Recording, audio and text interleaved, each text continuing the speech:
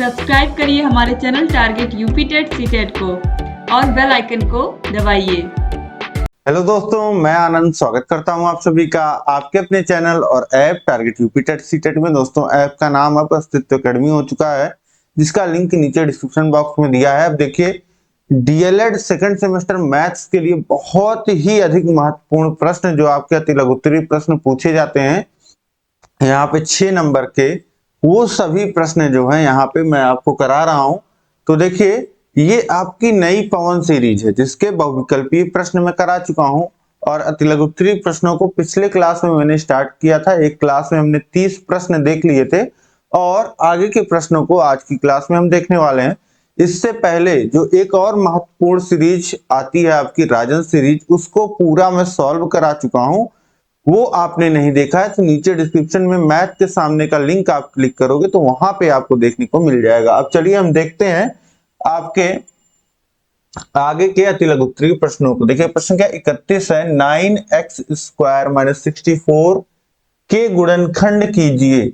अब गुणनखंड करने का मतलब, कुछ लोग को गुणनखंड का मतलब नहीं समझ में आता। गुणनखंड करने का मतलब यही है कि जैसे कुछ पद अगर प्लस माइनस में जोड़ घटाने में लिखे हो तो उन पदों को बस गुणे के रूप में अगर आप लिख लो तो वो क्या हो जाता है, वो आपका गुणनखंड हो जाता है। तो इसी तरीके से अब यहां पे आप समझिए, 9x², 9 को क्या लिख सकते हैं 3 का स्क्वायर और x का स्क्वायर है 64 को लिख सकते हैं 8 का स्क्वायर, और इसको पूरे को 3x का होल स्क्वायर माइनस 8 का स्क्वायर लिख सकते हैं।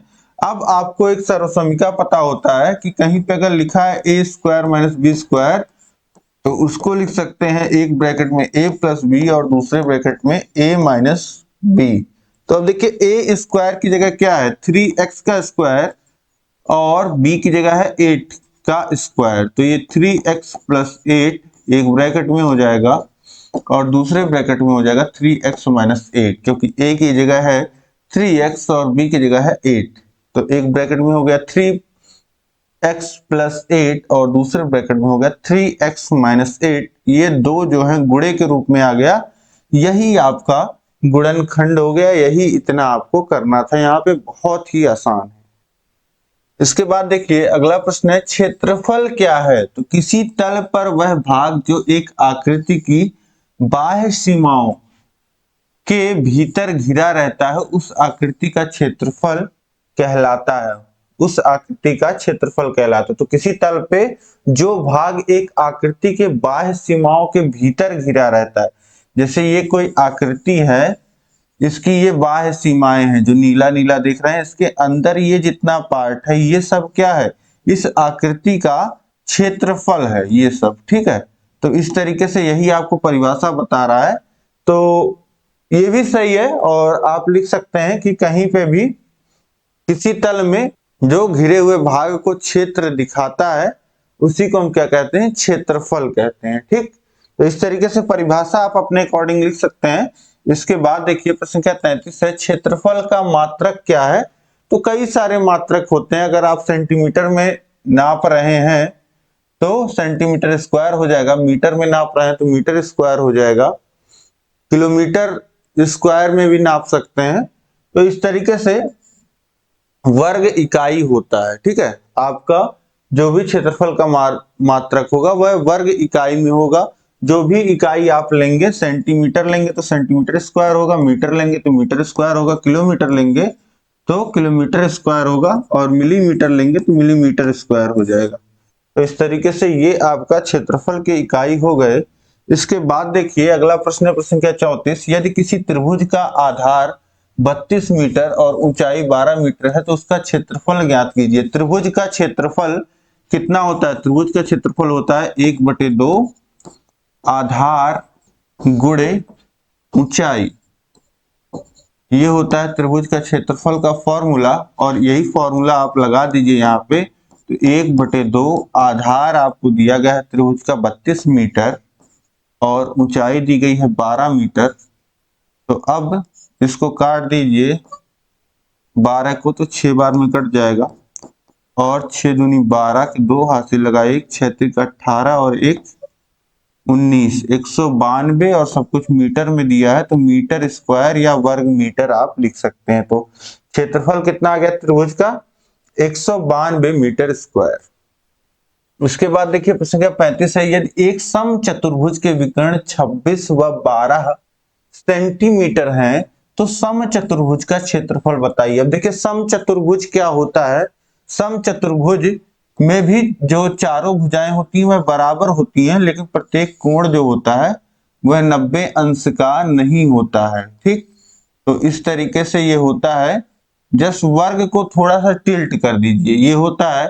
तो ये आपको दिया गया है, इसका विकर्ण ये 26 दिया गया है और ये 12 दिया गया है। ठीक, तो अब इसका क्षेत्रफल पूछ रहा है। तो सम चतुर्भुज का जो क्षेत्रफल का फॉर्मूला होता है, केवल सम चतुर्भुज में ये फॉर्मूला लगता है, क्षेत्रफल बराबर होता है 1/2 विकर्णों का गुणनफल। ठीक, अगर विकर्ण d1 d2 है तो एरिया बराबर लिखा जाता है 1/2 इंटू d1 इंटू d2, यही लिखा जाता है शॉर्ट फॉर्म में। तो अब देखिए यहाँ पे वैल्यूज पुट कर दीजिए, 1/2 d1 विकर्ण 26 व 12 है तो 26/12, 2 से काटिए 12 को, 6 बार में कट गया और 6 36, हासिल लगा 3, 6 दूनी 12 और 3 15, 156 और सब कुछ सेंटीमीटर में दिया है तो सेंटीमीटर स्क्वायर या वर्ग सेंटीमीटर आप लिख सकते हैं। ठीक, तो ये भी बहुत ही आसानी से, आपको बस फॉर्मूला यहाँ पे पता होना चाहिए। इसके बाद देखिए प्रश्न संख्या 36 है, एक घन की कोर 14 सेमी है तो उसका आयतन ज्ञात कीजिए। अब घन की कोर का मतलब क्या होता है, कोर का मतलब हो जाता है भुजा। ठीक, तो किसी भी आपके घन की अगर आपको भुजा पता है तो घन का आयतन क्या होता है, घन का आयतन होता है भुजा का क्यूब, यानी a का क्यूब, और ये है a 14 तो 14 का क्यूब यानी कि 14 का 3 बार गुणा। अब देखिए 14 चौक 56 के 6, हासिल लगा 5, 14 के नाम 14 और 5, 196, 14 का वर्ग गुणे 14। अब 14 से गुणा कर लीजिए तो 14 छक 84 के 4 और हासिल लगा 8 और 14 नवा 126 और 8 134, 13 हासिल लगा और 14 का नाम 14 और 13 27, तो 27 44, 2744 वर्ग, वर्ग नहीं होगा, आयतन है, 3 बार गुणा हुआ है तो घन सेंटीमीटर या सेंटीमीटर क्यूब भी लिख सकते हैं। इसके बाद देखिए प्रश्न संख्या 37 है, आयत किसे कहते हैं, इसका क्षेत्रफल तथा परिमाप ज्ञात करने का सूत्र बताइए। तो आयत एक 4 भुजाओं की आकृति है जिसकी आमने सामने की भुजा बराबर होती है तथा प्रत्येक कोण समकोण यानी कि 90 अंश का होता है। और आयत का क्षेत्रफल क्या होता है, लंबाई गुणे चौड़ाई, और आयत का परिमाप का फॉर्मूला क्या होता है, 2 गुणे और ब्रैकेट में लंबाई धन चौड़ाई। ये होता है 4 भुजाओं से बंद, 4 भुजाओं से घिरी हुई बंद आकृति को आयत कहते हैं, जिसके आमने सामने की जो भुजाएं होती हैं बराबर होती हैं और प्रत्येक कोण जो होता है 90 अंश का होता है। और आयत का क्षेत्रफल, आयत का परिमाप आपको पता ही है, ये आप लिख दोगे। इसके बाद देखिए प्रश्न संख्या 38 है, वर्ग क्या है, इसका क्षेत्रफल ज्ञात करने का सूत्र बताइए। तो 4 भुजाओं से घिरी ऐसी आकृति जिसकी चारों भुजाएं समान हो तथा प्रत्येक कोण समकोण हो, 90 अंश का हो, वर्ग कहलाता है। वर्ग का क्षेत्रफल भुजा का स्क्वायर या इसी को a स्क्वायर लिखते हैं, और वर्ग का परिमाप जो होता है 4 गुणे भुजा, इसी को 4a लिखते हैं, a वर्ग की भुजा। ठीक, ये भी आप समझ गए, बहुत आसान है। इसके बाद देखिए प्रश्न संख्या 39 है, त्रिभुज का क्षेत्रफल ज्ञात करने का सूत्र बताइए, बताइए। ठीक है, ये हो गया। अब यहाँ पे त्रिभुज का क्षेत्रफल अगर आपको ज्ञात करना है तो अभी हमने देखा था ये होता है 1/2 आधार गुणे ऊंचाई। 1 नंबर में आपसे फॉर्मूला भी पूछ सकता है, तो यहाँ पे सीधे केवल फॉर्मूला पूछा है त्रिभुज के क्षेत्रफल का, तो ये होता है 1/2 आधार गुणे ऊंचाई। और त्रिभुज में ही एक फॉर्मूला और याद रखिएगा आप, समबाहु त्रिभुज जो होता है जिसकी सभी भुजाएं बराबर होती हैं, त्रिभुज में एक फॉर्मूला यही और लगता है, समबाहु त्रिभुज का जो क्षेत्रफल होता है वह होता है √3/4 इंटू भुजा का स्क्वायर। ठीक, यही दो त्रिभुज में जब भी फॉर्मूला लगेगा यही दो फॉर्मूले होते हैं। ये समबाहु त्रिभुज में लगता है, मतलब ऐसी त्रिभुज में जिसकी तीनों भुजाएं बराबर होती हैं, और ये जनरली लगता है आपका। ठीक, तो इस तरीके से ये समझ गए आप। इसके बाद देखिए प्रश्न संख्या 40 है, अवर्गीकृत आंकड़े क्या है? अवर्गीकृत, अब देखिए अवर्गीकृत।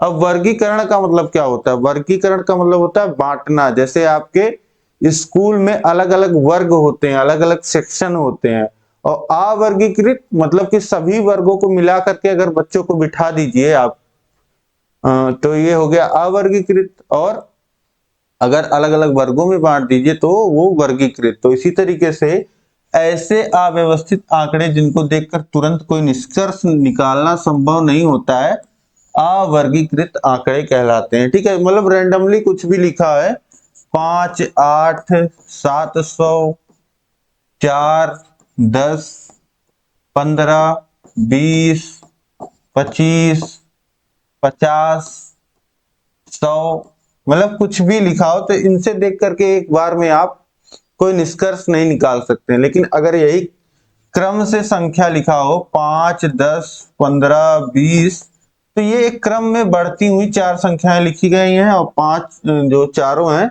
वो 5 की गुणज हैं, ऐसा आप बोल सकते हैं। तो एक निष्कर्ष पे आप पहुंच गए, लेकिन इसको देख करके आप तुरंत किसी निष्कर्ष पे नहीं पहुंच पाए। तो ये कैसा आंकड़ा हो गया? ये अवर्गीकृत आंकड़ा हो गया। इसको भी अगर आप एक बढ़ते हुए क्रम में लगा दें तो ये भी वर्गीकृत आंकड़ा हो जाएगा। इसके बाद देखिए प्रश्न संख्या 41 है, वर्ग अंतराल किसे कहते हैं? तो वे समूह जिनके द्वारा आंकड़ों को विभक्त किया जाता है वर्ग अंतराल कहते हैं। उदाहरण स्वरूप 0 से 5, 5 से 10, 10 से 15। अब कहीं पे आंकड़े आपको दिए गए हैं जैसे 2, 7, 15, 16, 19, 21, 25, 27, 28 इस तरीके से दिए गए हैं। अब इनको मतलब ऐसे बहुत सारे आंकड़े दिए गए हैं जो लाई कर रहे हैं 0 से लेकर के 50 तक। तो इनको जो है एक ग्रुप में बांट दिया जाता है, वर्ग अंतराल में बांट दिया जाता है। 0 से लेकर के 5 तक कितनी संख्या आई? 5 से 10 तक। फिर उसके बाद 10 से 15 तक कितने आए?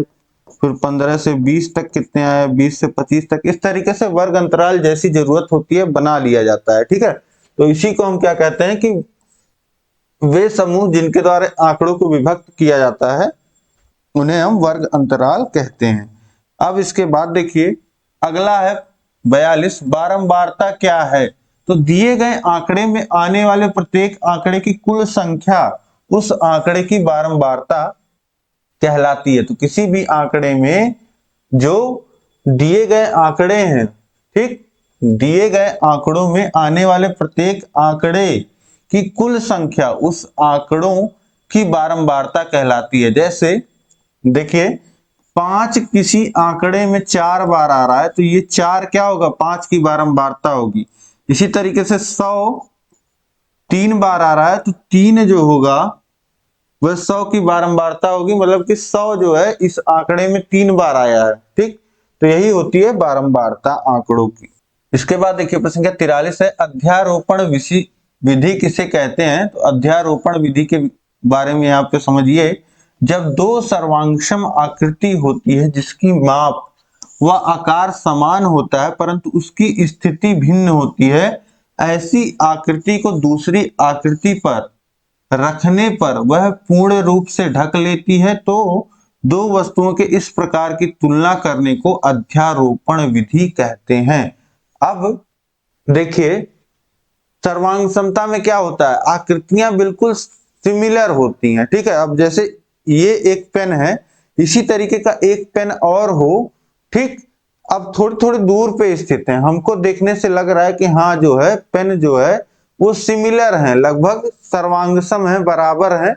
ये पेन 3D आकृति है, सर्वांग समता आपका ज्यादा हम यहाँ 2D में पढ़ रहे हैं, लेकिन फिर भी समझने के लिए समझिए कि जब दोनों पेन एक साथ लाएंगे, ऐसे रख के देखेंगे एक दूसरे के ऊपर, तब हाँ पता चलेगा कि इसकी जो शेप और साइज है लगभग बिल्कुल बराबर है।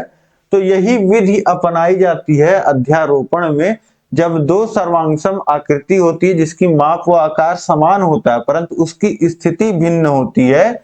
एक आकृति को दूसरे आकृति पे रखने पर वह पूर्ण रूप से ढक लेती है, तो दो वस्तु के इस प्रकार की तुलना करने को अध्यारोपण विधि कहलाता है। बस इसमें क्या होता है, तुलना होता है कि देखा जाता है कि हाँ सच में बराबर है कि नहीं, शेप और साइज बराबर है कि नहीं। इसके बाद देखिए प्रश्न क्या 44 है, त्रिभुजों की सर्वांग समता से क्या तात्पर्य है? यदि एक त्रिभुज दूसरे त्रिभुज को पूर्ण रूप से ढक ले तो इस त्रिभुज की सर्वांग समता, तो इसे त्रिभुज की सर्वांग समता कहते हैं। अगर एक त्रिभुज दूसरे त्रिभुज को पूरा पूरा ढक रहा है, कहीं कोई गैप रह ही नहीं जा रहा है, तो इसका मतलब क्या है, इसका मतलब क्या है कि दोनों त्रिभुज की जो सभी भुजाएं हैं, संगत भुजाएं बराबर हैं, ठीक, और सभी कोण बराबर हैं। तो ऐसे केस में क्या होगा, दोनों त्रिभुज आपस में सर्वांगसम होंगे। इसके बाद देखिए प्रश्न संख्या 45 है, त्रिभुजों की सर्वांग समता की क्या शर्तें हैं? वो क्या शर्तें हैं? दो त्रिभुज हैं हमारे पास, हमारे पास क्या शर्त है कि ये दोनों सर्वांगसम होंगे? कम से कम हम क्या बता दें, क्या होना चाहिए कि दोनों सर्वांगसम होने के लिए? तो देखिए कोण भुजा कोण, या तो दो त्रिभुजों में, इस तरीके से समझिए, अगर दो त्रिभुज आपके सर्वांगसम है तो कम से कम आपका कोण भुजा कोण, ये कोण और ये कोण, ये कोण, ये कोण और एक भुजा, ये आपका जो है बराबर होना चाहिए, तब सर्वांगसम होते हैं। इसी तरीके से भुजा कोण भुजा, इसी तरीके से या दो भुजाएं एक कोण हो या तीनों भुजाएं, तीनों संगत भुजाएं बराबर हो तो सर्वांगसम होगा। तो सर्वांग समता के तीन नियम होते हैं। जब भी आपको दो त्रिभुज को सर्वांगसम दिखाना है तो कम से कम ये लगना चाहिए, या तो कोण, एक कोण, फिर भुजा उससे लगी हुई और दूसरा कोण, इतना बराबर हो आपस में, तब दो त्रिभुजों को सर्वांगसम कह सकते हैं। या फिर दो भुजा एक कोण हो, या फिर तीनों भुजाएं जो संगत भुजाएं हैं आपस में बराबर हो, तो हम सर्वांगसम कह सकते हैं त्रिभुजों को। के बाद देखिए अगला प्रश्न है, प्रश्न संख्या 46, पूर्ण संख्या 6, 9, 11 को लेकर के गुणा के साहचर्य नियम की पुष्टि कीजिए। अब देखिए सबसे पहले गुणा का साहचर्य नियम क्या कहता है कि अगर तीन संख्याओं का मान लेते हैं गुणा हो रहा है, तो पहले किन्हीं दो संख्याओं का कर लीजिए या बाद में किन्हीं दो संख्याओं का कर लीजिए, उससे मतलब नहीं है, आपका रिजल्ट जो है सेम आएगा। जैसे यहाँ पे बोला है 6, 9 और 11 को लेकर के करने के लिए, तो अब देखिए 6 और 9 का पहले हम गुणा कर लेते हैं, तो देखिए कितना हो जाएगा, 9 छक 54 हो जाएगा, और गुणे 11, 11 का गुणा कर लीजिए, तो ये 11 चौक 44 और 4 और 11 पचे 55 और 4 कितना हो जाएगा 55 और 4 ये हो जाएगा 59, 594। और इसी तरीके से अगर देखिए यहाँ पे 6, 9 और 11 का गुणा हो रहा हो, 9 और 11 का बाद में करिए आप, तो क्या हो जाएगा 6 गुणे 9 का गुणा 11 में होगा तो ये जगह 99, और फिर गुणा कर लीजिए तो 9 छक 54 और फिर हासिल लगा 5 और 9 छक 54 और 5 59।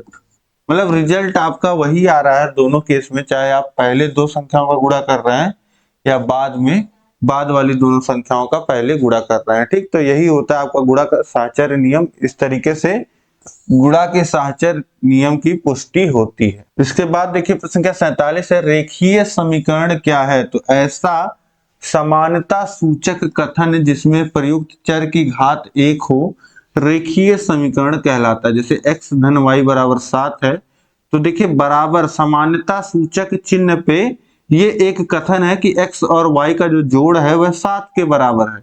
तो यहाँ पे x और y जो चर है इनकी घात कितनी है? 1 है, ठीक। तो अधिकतम घात जो होती है वही समीकरण की घात होती है, तो इसे हम क्या कहेंगे? रेखीय समीकरण। इसी तरीके से x धन 1 बराबर 5 में x की घात कितनी है? 1 है, ठीक। तो जो भी चर आ रहा है उसकी घात 1 होनी चाहिए, ऐसे समीकरण को हम क्या कहते हैं? रेखीय समीकरण कहते हैं। और इसमें समानता सूचक चिन्ह बराबर का प्रयोग हुआ, ये मैंने आपको बताया ही। अब इसके बाद देखते हैं नेक्स्ट क्वेश्चन है प्रश्न संख्या 48। x धन 1 बराबर 2 हल कीजिए। x धन 1 बराबर 2 दिया गया है। बोल रहा है कि x में अगर 1 जोड़ दिया जाता है तो यह 2 के बराबर हो जाता है। तो x का मान बताइए। हल करने का मतलब यही होता है कि x का मान आपको निकालना है। तो x का मान यहाँ पे मान अगर आपको निकालना है तो धन 1 को उधर भेज दीजिए बराबर के। तो धन अगर उधर जाता है तो ऋण हो जाता है। तो ऋण 1 हो जाएगा, धन 1 उधर जाएगा, ऋण 1 हो जाएगा। 2 में से 1 घट जाएगा, बचेगा क्या? 1। तो x का मान क्या आ जाएगा? 1। ठीक। तो अगर देखिए ये आपका सही सोल्यूशन आ गया है x का मान जब आपने निकाल लिया। और अगर आप चेक करना चाहते हैं कि आपने सही निकाला है कि नहीं, तो यही x का मान 1 रख लीजिए। देखिए 1 धन 1 बराबर आपको कितना मिल जाएगा? जितना इधर लिखा है 2 के, तो 2 बराबर 2। तो बिल्कुल सही है आपका सोल्यूशन, दोनों पक्ष बराबर आ गए। ठीक। तो इस तरीके से चेक करना होता है। इसके बाद देखिए प्रश्न संख्या 49 है। x minus 4 into x plus 7 का गुणनफल ज्ञात करें।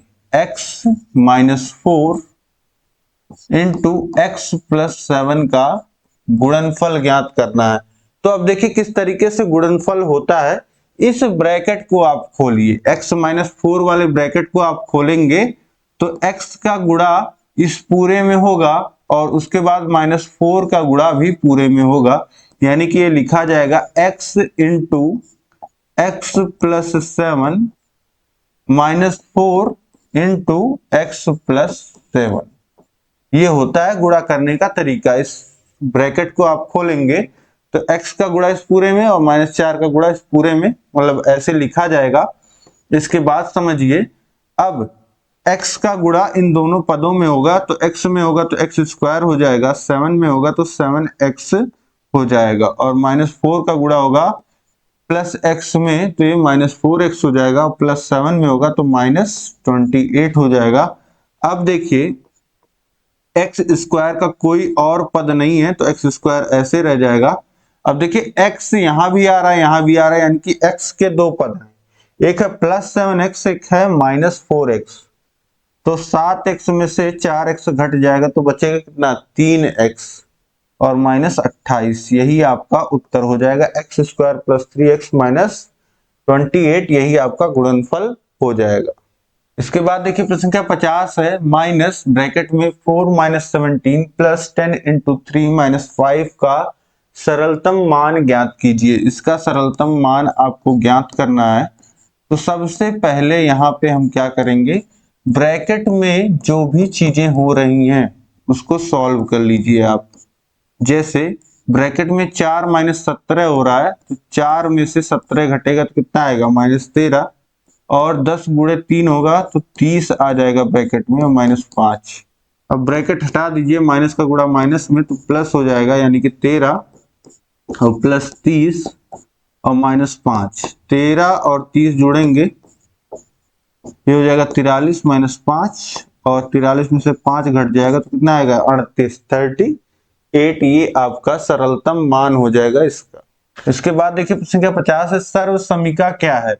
तो ऐसा समानतक सूचक बीजीय कथन है जो चर के प्रत्येक मान के लिए सत्य होता है। अब देखिए यहां भी बराबर के चिन्ह होता है समीकरण की तरह, और दो पक्ष होते हैं। बस यहाँ पे क्या होता है, जैसे आपने समीकरण का हल करके एक मान x का निकाला जिसके लिए दोनों पक्ष बराबर होते हैं। अब x का कुछ और मान रखेंगे आप तो दोनों पक्ष बराबर नहीं आएंगे समीकरण के केस में। लेकिन अब जब बराबर आने लगे, x के हर एक मान के लिए दोनों पक्ष आपको बराबर मिलने लगे, तो समझ लीजिए वह समीकरण नहीं, वह सर्व समीका है। तो यही होती है आपकी सर्व समीका। ऐसा समानता सूचक बीजीय कथन जो चर के प्रत्येक मान के लिए सत्य हो, उसे हम क्या कहते हैं? सर्व समीका कहते हैं। अब एग्जाम्पल देखिए, आपका नेक्स्ट क्वेश्चन ही है, प्रश्न संख्या 52 है। 2 इंटू ब्रैकेट में x प्लस 1 बराबर 2x प्लस 2 सर्व समीका है अथवा नहीं, ये आपको चेक करना है। तो x का मान पहले 1 रखिए, x बराबर 1 रखेंगे तो 2 इंटू एक्स की जगह 1 प्लस 1 बराबर 2 इंटू 1 प्लस 2। अब देखिए 2 का गुणा 1 धन 2, 1 धन 1 कितना हो जाएगा 2 हो जाएगा, और 2 का गुणा 1 में 2 धन 2। अब 2 दूनी 4 इधर हो जाएगा और 2 धन 2 कितना हो जाएगा 4। ठीक, तो x का मान 1 रखा आपने तो दोनों जो है पक्ष बराबर आ गए। इसके बाद एक मान और रख के देख लीजिए, x बराबर 2 रखेंगे तो 2 गुणे x की जगह 2 आ गया प्लस 1 बराबर 2 इंटू 2 प्लस 2, ये हो गया। अब 2 का गुणा 2 धन 1 3 हो गया बराबर 2 दूनी 4 धन 2। अब 2 का गुणा 3 में 6 और 4 धन 2 ये भी 6। तो x बराबर 2 पे भी दोनों पक्ष जो है बराबर आ रहे हैं, यानी कि x के प्रत्येक मान के लिए जो है ये दोनों पक्ष बराबर आ रहे हैं। तो यहां से हम कह सकते हैं कि यह एक सर्वसमिका है, सर्वसमिका है। बस इतना आपको लिख देना है। ठीक, तो इस तरीके से प्रूफ हो गया कि सर्वसमिका है। इसके बाद देखिए प्रश्न संख्या 53 है, x cube y minus x into y cube का गुणनखंड ज्ञात कीजिए। तो बहुत ही सिंपल है, देखिए दो ही चर आपको दिख रहे हैं, x और y के टर्म दिख रहे हैं आपको, तो कम से कम एक x और एक y जो है दोनों जगह है। तो इस x और y को आप कॉमन ले लीजिए। कॉमन लेने का मतलब क्या होता है, जैसे देखिए x क्यूब y लिखा है तो इसका मतलब हो गया x का 3 बार गुणा और गुणे y। अब इसमें से अगर हम x y बाहर निकालना चाहें तो 2x बचेगा, यानी कि x y बाहर निकाल लिया तो x स्क्वायर बच जाएगा। ठीक, तो इसी तरीके से x क्यूब y में से हमने x y जब निकाल लिया तो x स्क्वायर बचेगा, और यहां से हमने फिर x y निकाल रहे हैं हम, तो यहाँ x 1 था वो बाहर निकल गया और y 3 था, एक y बाहर निकल गया तो y कितना बचा 2। ठीक, ये हो गया एक्स वाई, और ये x square minus y square ये किस रूप में बन रहा है, a square minus b square का, जो कि होता है एक ब्रैकेट में ए प्लस बी, दूसरे ब्रैकेट में ए माइनस बी। कहीं पे a square minus b square लिखा हो तो उसको हम लोग लिख सकते हैं एक ब्रैकेट में ए प्लस बी और दूसरे ब्रैकेट में ए माइनस बी। यहाँ पे ए की जगह है एक्स और बी की जगह है वाई, तो एक ब्रैकेट में x प्लस वाई, दूसरे ब्रैकेट में x माइनस वाई, यही आपका गुणनखंड हो जाएगा। ये आपने पूरा गुणे के रूप में लिख दिया, जो आपका यहाँ घटाने के रूप में था ये सभी पद गुणे के रूप में आ गए। ठीक, तो इस तरीके से ये आपका गुणनखंड हो गया। इसके बाद देखिए प्रश्न का 54 है, एक वर्गाकार तार का क्षेत्रफल 144 सेंटीमीटर स्क्वायर है, इसे मोड़कर एक आयत बनाया गया। इस आयत की लंबाई 16 सेंटीमीटर है, तो आयत की चौड़ाई की गणना कीजिए। 2015 में पूछा हुआ प्रश्न है। तो एक वर्गाकार तार का क्षेत्रफल आपको दिया है। सोचिए कि एक तार से एक वर्ग को घेरा गया है। ठीक, इस वर्ग का क्षेत्रफल आपको दिया गया है 144 सेंटीमीटर स्क्वायर। तो किसी वर्ग का क्षेत्रफल, वर्ग का क्षेत्रफल 144 सेंटीमीटर दिया है आपको, तो इसका मतलब क्या है। ठीक, इसका मतलब यह है कि यहां से आप चाहें तो वर्ग की भुजा निकाल सकते हैं, और वर्ग की भुजा अगर आपने निकाल लिया तो तार की लंबाई, अब देखिए तार में क्या होता है, तार की अपनी एक लंबाई होती है, कोई भी तार हो उसमें क्या होती है, लंबाई होती है। तो हम तार की लंबाई निकाल लेते हैं। वर्ग का क्षेत्रफल होता है ए का स्क्वायर, अगर इसकी भुजा ए है वर्ग की, तो ए बराबर हो गया 12, ए 12 हो गया 12 सेंटीमीटर। तो इसका परिमाप जो होगा, वर्ग का परिमाप बराबर होगा तार की लंबाई। तार की लंबाई बराबर हम लोग लिख सकते हैं वर्ग का परिमाप। तो वर्ग का परिमाप यहां से कितना हो जाएगा, 4a होता है वर्ग का परिमाप। 4 गुणे भुजा होता है, तो 4 गुणे भुजा कितनी है, 12 है। यही हो जाएगी आपकी तार की लंबाई। तार की लंबाई जो आ गई वह कितनी आ गई, 4 गुणे 12, 12 चौक 48। 48 सेंटीमीटर ये तार की लंबाई आ गई। ठीक, अब यदि आयत की लंबाई, अब इसी तार से एक आयत बनाया जा रहा है, इसी तार से एक आयत बना दिया गया और इस आयत की जो लंबाई है वह 16 सेंटीमीटर है। तो पूछ रहा है कि आयत की चौड़ाई की गणना कीजिए। अब देखिए तार वही है तो तार की लंबाई में कोई परिवर्तन नहीं होगा। तार में एक ही चीज होती है, लंबाई। तो चाहे उसे घेर करके आप एक वर्ग को घेर दो, चाहे एक उसी से आयत को घेर दो, उसकी लंबाई तो सेम रहेगी। तो इसी तरीके से यहां से हम लगा सकते हैं फॉर्मूला, आयत का परिमाप बराबर तार की लंबाई, तार की लंबाई। अब आयत का परिमाप कितना होता है, 2 इंटू ए प्लस बी होता है, बराबर तार की लंबाई कितनी है, 48 सेंटीमीटर है। ये लिख दिया हमने। और तार की लंबाई हमको पता है 16 सेंटीमीटर, तो रख दीजिए 2 इंटू 16 प्लस बी बराबर 48।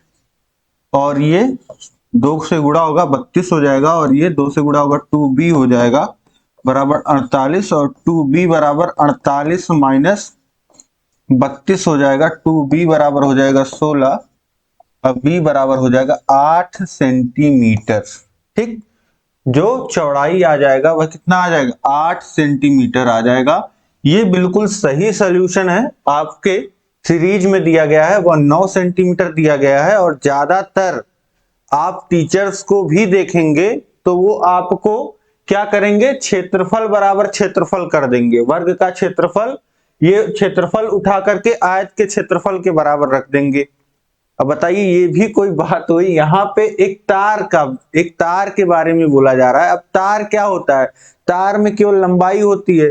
तो जब एक वर्गाकार तार, अब तार क्षेत्रफल में थोड़ी ना हो सकता है। तार के द्वारा यहां सिंपली अगर लिखा होता कि एक तार से एक वर्ग को घेरा गया है, तब लोगों को समझ में आता कि हाँ इस प्रश्न का मतलब क्या है।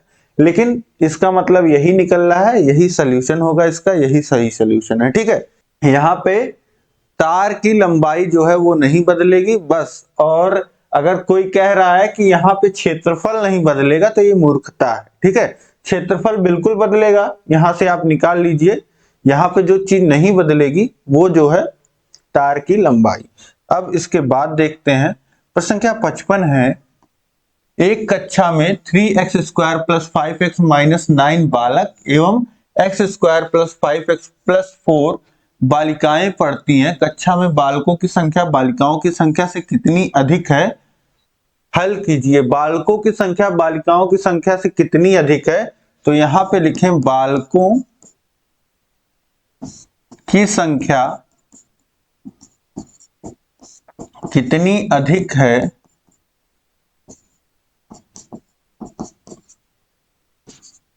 यह बराबर होगा बालक की संख्या माइनस बालिका की संख्या। ठीक, ये हो जाएगा। अब देखिए बालकों की संख्या क्या है, x square plus 5x plus 4, ये है बालक की संख्या, और माइनस बालिकाओं, ये देखिए ये तो बालिकाओं की संख्या है, हमने बालक की लिख दिया। देखिए बालकों की संख्या कितनी है, 3x square plus 5x minus 9, और माइनस बालिकाओं की संख्या। जब भी आप कुछ घटाएंगे, बीजीय व्यंजक दिया गया है तो आप ब्रैकेट लगाएंगे। ये ध्यान रखिएगा कि अगर आपने ब्रैकेट नहीं लगाया तो आपका जो है उत्तर सही नहीं आएगा, क्योंकि चिन्ह जो है परिवर्तित नहीं होंगे। तो चिन्ह परिवर्तित नहीं होंगे तो सही से घटाना नहीं होगा, सही से घटाना नहीं होगा तो उत्तर गलत आएगा। ये देखिए 3x स्क्वायर प्लस 5x, ये ब्रैकेट खोल दीजिए, इस ब्रैकेट में कुछ हल होना नहीं है। और यहाँ पे देखिए ये जब ब्रैकेट खुलेगा तो माइनस का गुणा होगा, तो प्लस एक्स स्क्वायर है, गुणा होगा माइनस का, माइनस एक्स स्क्वायर हो जाएगा, प्लस 5x है, माइनस का गुणा हो जाएगा माइनस 5x, और ये प्लस 4 है तो ये माइनस 4। अब इसके बाद देखिए 3x² में से एक x² घट जाएगा, ये बचेगा 2x²। 5x में से 5x घट जाएगा, ये पूरी तरीके से शून्य हो जाएगा। और -9 में से -4, तो ये -9 और -4 जुड़ जाएंगे, बल्कि -13 हो जाएंगे। तो बालकों की जो संख्या बालिकाओं से अधिक है वह है 2x² - 30। इसके बाद देखिए प्रश्न संख्या 56 है, 3, 5, x, 9 और 12 का समांतर माध्य 7 है, तो x का मान ज्ञात कीजिए। अब देखिए समांतर माध्य का जो फॉर्मूला होता है वह होता है सभी संख्याओं का योग, जितनी संख्याएं दी गई हैं, और बटे संख्याओं की संख्या।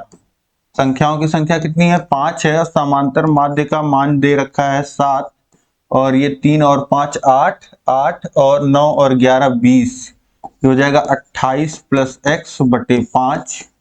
और 5 और ये देखिए तिर्यक गुणा कर दीजिए, 28 धन x गुणे 1 हो जाएगा, तो मान में कोई परिवर्तन नहीं होगा। और 7 का गुणा 5 में हो जाएगा, तो ये हो जाएगा 35। और x बराबर कितना हो जाएगा? 35 - 28, और x का मान कितना आ गया? 7। x की वैल्यू कितनी होगी? 7 हो जाएगी यहां से।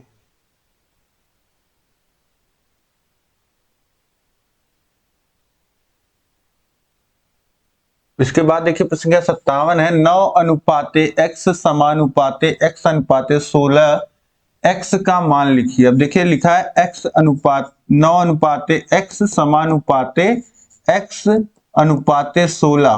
तो अब देखिए यहाँ पे क्या होता है कि जो बाह्य पदों का गुणा होता है वह मध्य पदों के गुणा के बराबर होता है, तभी जो होती है संख्याएं समानुपात में होती हैं। तो x गुणे x मध्य पदों का गुणा बराबर बाह्य पदों का गुणा, 9 गुणे 16, ये हो गया x² बराबर 16 9 कितना हो जाएगा? 144। और x बराबर कितना हो जाएगा? √ 144 को कितना लिख सकते हैं? 12 का स्क्वायर। और x बराबर कितना हो गया? 12। x का जो मान आ गया वह कितना आ गया? 12।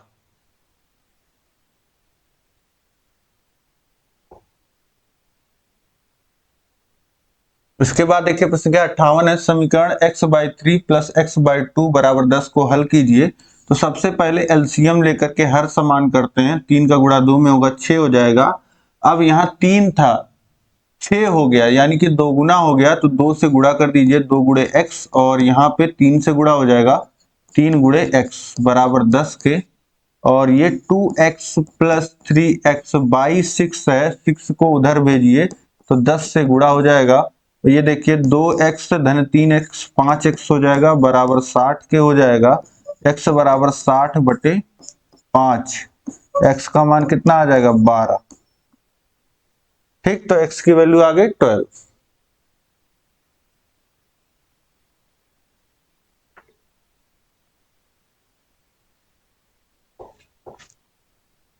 इसके बाद देखिए प्रश्न संख्या 59 है, चित्र में त्रिभुज एबीसी और PQR दो समरूप त्रिभुज हैं।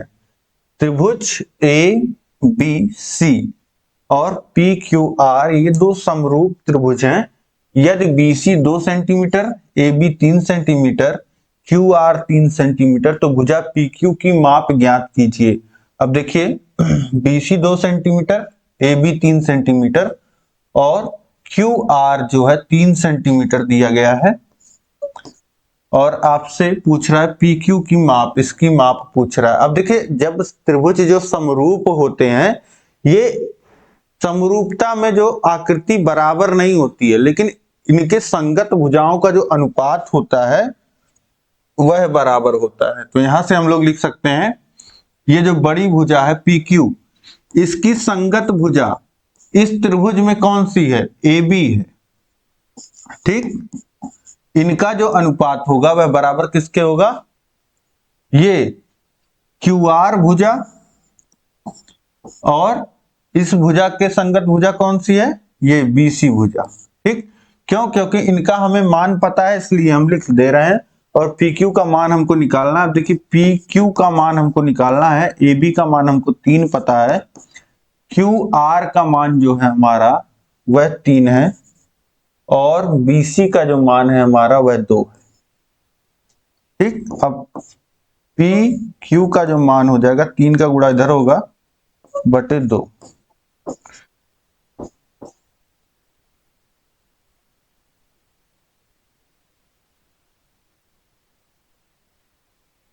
PQ बराबर हो जाएगा 9/2 यानी कि 4/4.5 सेंटीमीटर। इसका जो मान आ जाएगा वह 4.5 सेंटीमीटर यानी कि 4.5 सेंटीमीटर की ये भुजा होगी। जैसे ये 2 से 3 है, ठीक, 1.5 गुना ये है तो 1.5 गुना ये भी होगी, ठीक। तो सेम अनुपात की होगी।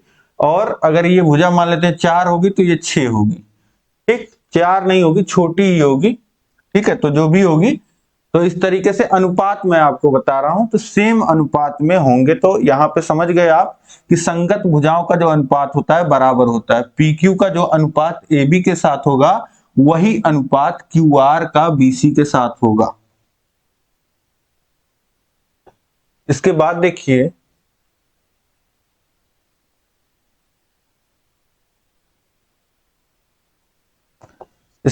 प्रश्न संख्या 60 है, सबसे छोटी पूर्ण संख्या लिखिए। तो पूर्ण संख्या है, होल नंबर्स कहां से शुरू होती हैं? 0, 1, 2, 3, 4, 5 ये होती हैं आपकी पूर्ण संख्याएं। तो पूर्ण संख्या होल नंबर में सबसे छोटी संख्या जो हो जाएगी वह कितनी हो जाएगी? 0 हो जाएगी, 0, ठीक। तो इस तरीके से ये आपकी सबसे छोटी पूर्ण संख्या हो गई। तो इस तरीके से यहां तक प्रश्न संख्या 60 तक आपने देख लिया। उम्मीद है कि सभी प्रश्न जो हैं आपको समझ में आ गए होंगे। कहीं कोई डाउट आपको नहीं रह गया होगा। कहीं कोई डाउट हो तो क्वेश्चन नंबर लिख करके आप कमेंट करिएगा।